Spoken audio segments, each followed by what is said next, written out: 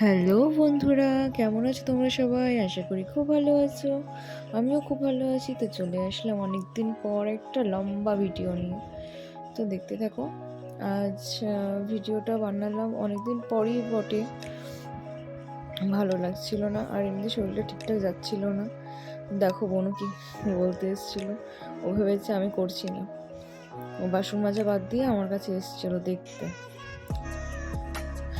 তো দেখো এদিকে রান্নাবান্না প্রায় কমপ্লিট হয়ে গেছে, সবাইকে খাওয়া দাওয়া দেওয়া কমপ্লিট।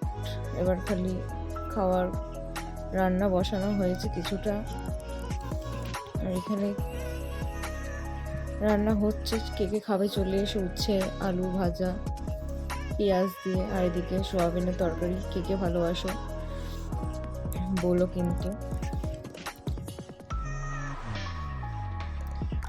আর ওয়েদারটা এত ভালো ছিল আজকে, কি বলবো, ওই জন্য আরও মন হচ্ছিল যে একটু ভিডিও টিডিও বানাই।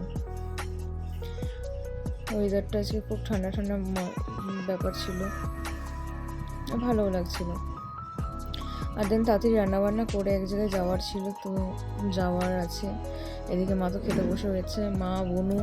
আমার খাওয়া প্রায় হয়ে গেছে, বাবা খেয়ে গেছিলো তখনই। এবার আমি মা বোন একটু বেরোনোর আছে।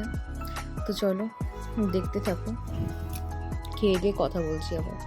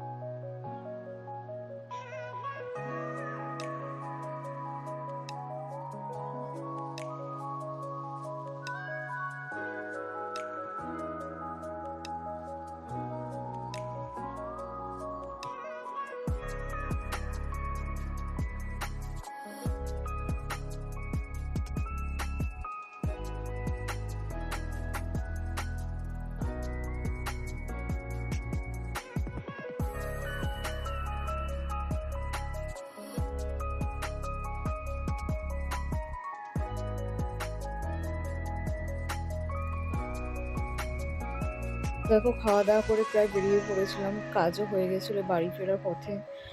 আর দেখছিলাম এই যে আমাদের বাড়ির রাস্তা, চলেও আসলাম, কেননা তখন খাওয়া দাওয়া করে আর টাইম ছিল না, ভিডিও করারও টাইম পাইনি, বেরিয়ে পড়েছিলাম তাড়াহুড়ো করে।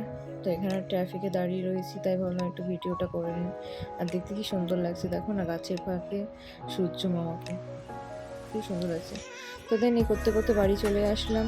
তো দেখো বোন আমার জন্য ডাব নিয়ে করিয়েছে, ডাব নিয়ে এসছে, ডাবের জল। দেখো আমাকে ছাড়িয়ে খাওয়াচ্ছে। আর বললাম বলে একটু ভাও বেড়ে গেল, দেখলে তো মুখটা কেমন করলো। আবার বলছিল ওটা অর্ধেক আমি খাবো অর্ধেক জিজু খাবে, মানে জিজুকে লাগবেই মেন।